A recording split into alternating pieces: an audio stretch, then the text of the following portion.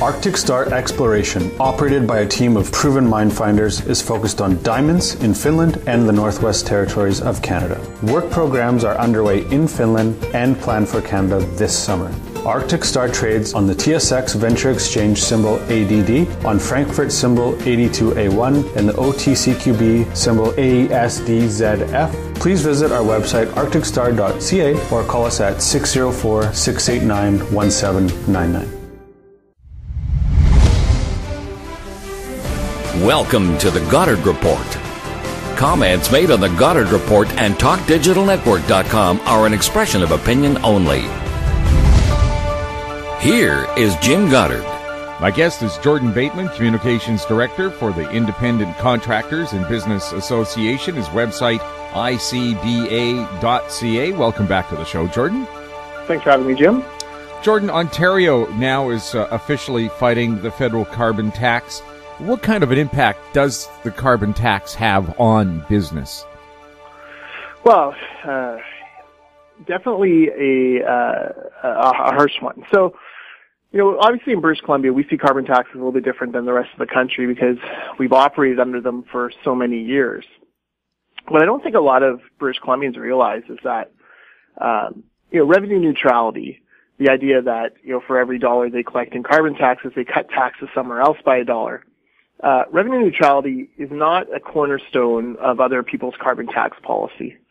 And frankly, is not here either. The Liberals sort of started to stray from it in recent years by lumping in basically any tax cut as being funded by the carbon tax. So it's not really a tax cut if you're collecting more money somewhere else. And now the NDP have said altogether, forget it, we're just going to collect the money and spend it on whatever we want.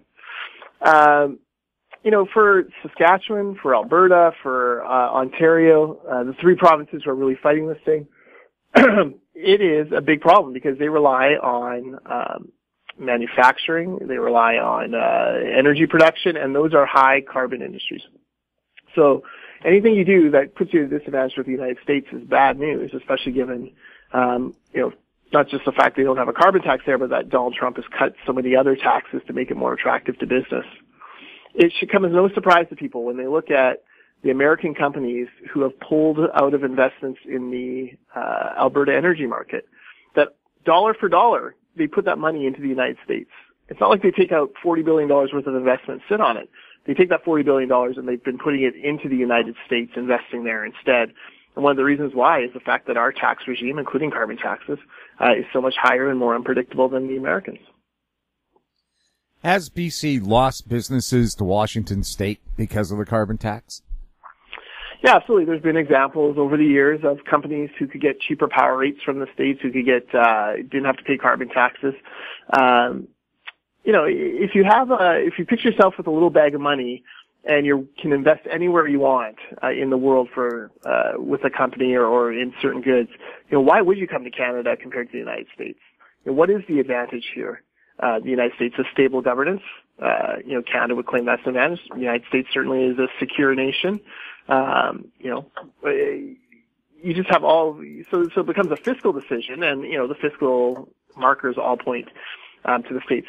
Well, what I'm concerned about here is that you see Trudeau kind of ratcheting back the rhetoric on the carbon tax. You see Ontario, Alberta, and Saskatchewan going to the mat to fight it. If the rest of the country scraps the whole carbon tax idea, why is BC going to still have it? At that point, I think it opens up a brand new debate here in British Columbia about, has the carbon tax accomplished what we thought it would accomplish? And, if these other provinces aren't going to go along with it, the idea was that, we should be a leader, okay, but leaders have people who follow them eventually. And if the rest of the country isn't going to follow us, we're not just going to lose business to the states, we're going to lose business to other provinces. And that would be very bad for the British Columbia economy. Is there any evidence that BC's carbon tax has reduced the province's carbon footprint? No. In fact, the thing that reduced our carbon footprint the most was the 2008 recession, global recession. And I don't think any of us want to go back to those days. There is no evidence it's reduced our carbon footprint. Gasoline sales are still the same. And to put it into context, this is a great stat that actually BC Liberal MLA Jas Johal likes to talk about. if all the greenhouse gas emissions in the world, were basically taken and put inside BC Place Stadium, there's 55,000 seats in BC Place Stadium. If all of those represented all the greenhouse gas emissions in the world, BC's greenhouse gas emissions would be 17 of those people. So we are a tiny contributor. And in fact, one coal plant in China adds 2 people. So you have 10 coal plants in China. You have, more than we have, more than all the emissions of the entire province of British Columbia. So it's nice to say we're leaders. It's nice to, pat ourselves on the back and aren't we wonderful and progressive? We are doing absolutely nothing, in the worldwide global context to reduce greenhouse gas emissions. We're not even nibbling at the margins. We're not nibbling away at it at all. Well, isn't it true that one day of eruption from Kilauea wiped out 10 years of carbon tax credits? Exactly. And this is the problem, right? Like, it's not easy. The best way to reduce greenhouse gas emissions is to address the developing economies in China and in India, make sure they get access to as much clean power as possible, which brings us to why the Liberals have been such a strong supporter of LNG over the years and why the NDP have come around to it, because they know that LNG from Canada produced in an environmentally friendly way will reduce global greenhouse gas emissions because it'll keep more coal plants from coming on stream in China. Well, for years everybody touted LNG as a greener energy source, and then all of a sudden it's become bad. Why the sudden change in the way it's portrayed? Because the environmentalists in Canada, Canadians are so polite, they think we can be bullied into, shooting our own economy in the foot in order to, please a greater agenda, which is no oil and gas drilling anywhere, anyway, at any time. We got to start being tougher against these, the David Suzuki's of the world who want to take us off oil and gas completely without any kind of credible plans to how we would do it. We should tell them, frankly, to get lost. Is it true Greenpeace is a professional organization hired by U.S. and gas producers to fight their Canadian competitors? Yeah, it certainly seems to be what's coming out in a variety of court cases around the world. They are a business organization. They're not a charity. They do these, they have these actions and they do them where they think they can make the most money. And unfortunately, they know they can't deliver on anything. They know if they go and protest in Iraq or Qatar or any country, Saudi Arabia, countries like that, they'll be thrown in jail or far worse. But Canadians are so bloody polite that we welcome them with open arms, and then, they spit in our face and tell us our way of life is wrong. When there's these, corrupt, chauvinistic, homophobic countries making trillions on oil and gas products, but somehow Canada is the one that they single out. It's embarrassing, and frankly, I think it's the reason why the environmental movement is actually losing credibility by the day. We'll have more with Jordan Bateman right after the break. Hi, I'm Douglas Mason, President and CEO of Magnum Gold Corp. Inc., MGI on the TSX Venture Exchange. A 2015 drill program on the LH property intersected high-grade gold, including 16.9 meters of 13.58 grams and 11 meters of 20.66 grams per ton gold. A follow-up drill program is planned to further evaluate previously identified subsurface high-grade gold mineralization. Please visit our website at magnumgoldcorp.com. MGX Minerals is revolutionizing the new energy economy with patented lithium extraction technology, replacing traditional solar evaporation using low-cost, low-energy nanofiltration. The first system of this paradigm shift technology is currently being commissioned. MGX Minerals trades on the CSE, symbol XMG, the OTCQB, symbol MGXMF, and Frankfurt, symbol 1MG. For more information, visit our website, mgxminerals.com. Welcome back. We're speaking with Jordan Bateman. Jordan, the BC government has said all the major transportation projects around the province will have to be union-only construction projects. What's that going to do to the cost of them? It's going to make it more expensive. So here's the scary thing, right? The NDP, so this isn't, us, the ICBA, this isn't the BC Liberals. The NDP have said it's going to mean 7% more cost on the Patello Bridge. Well, that's $100 million right out of the chute. Frankly, I don't buy the NDP number. I think it's far lower. We saw on the Island Highway project in the 90s, it was more like 35 or 40% cost overruns, cost increase because of labor deals. This is, it's old-fashioned politics of the worst kind. It is pork barreling. It is paying off political favors.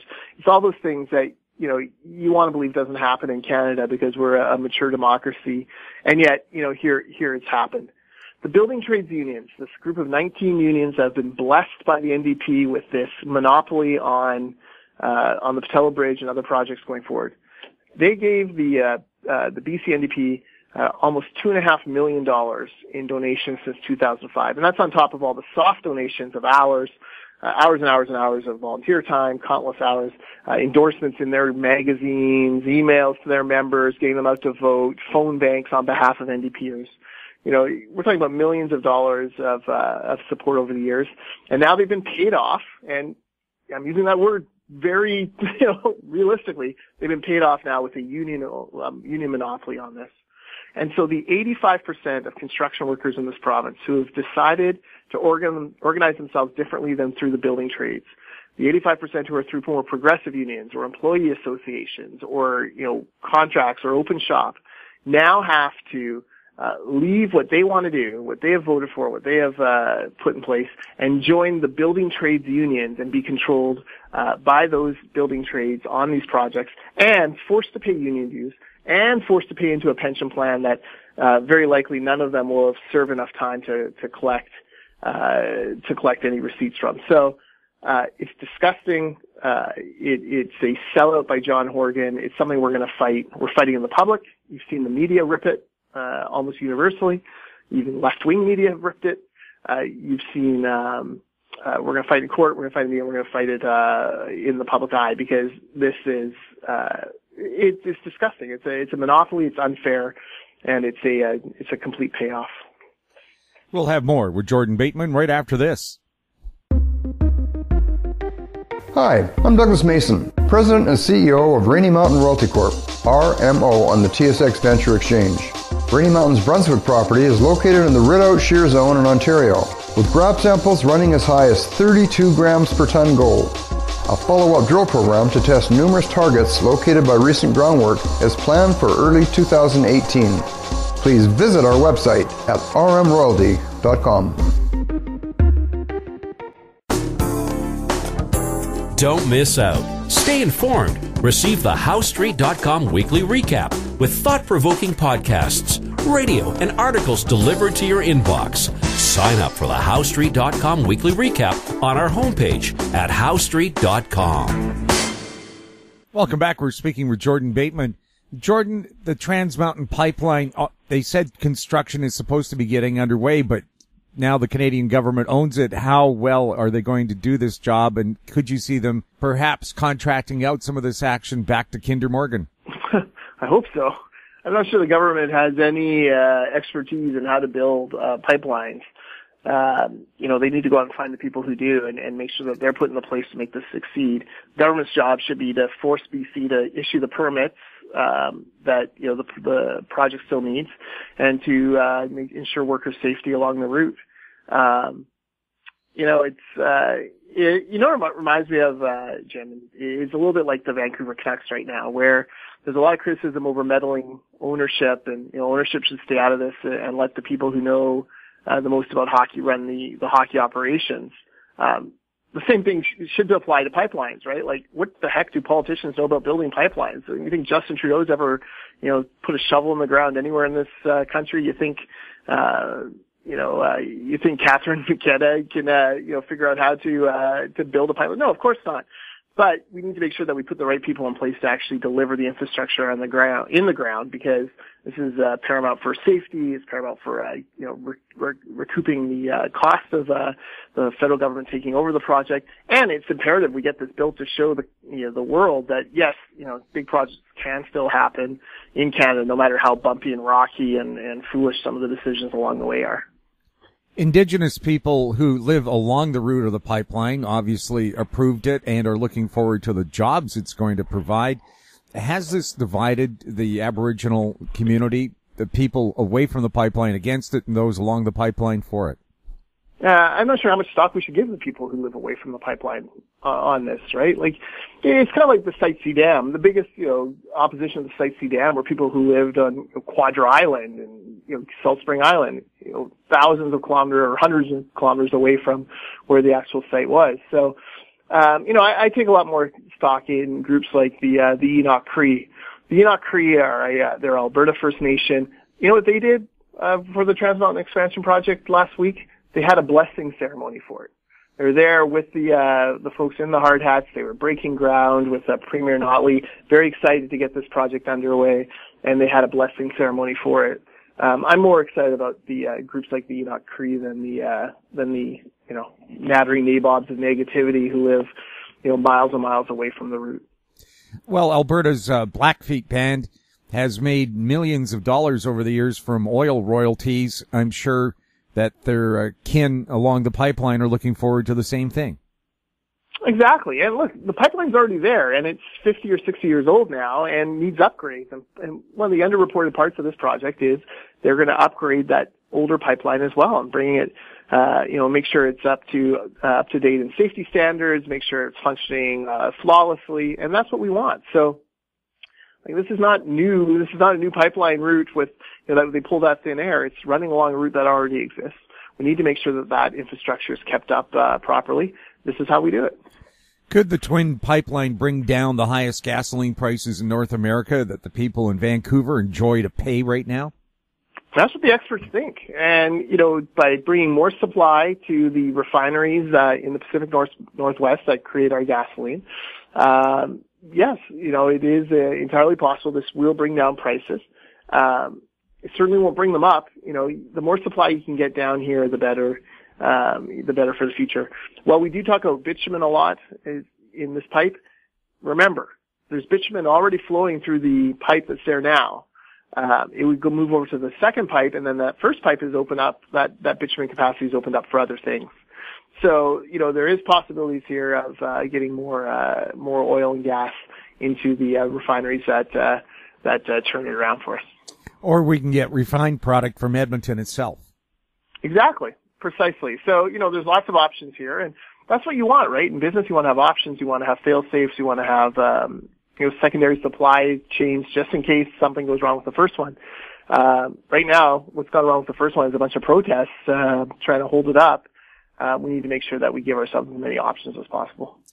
Do you find it ironic that the city of Burnaby, which has opposed the pipeline, has now gone to court to remove the protest village around the pipeline site?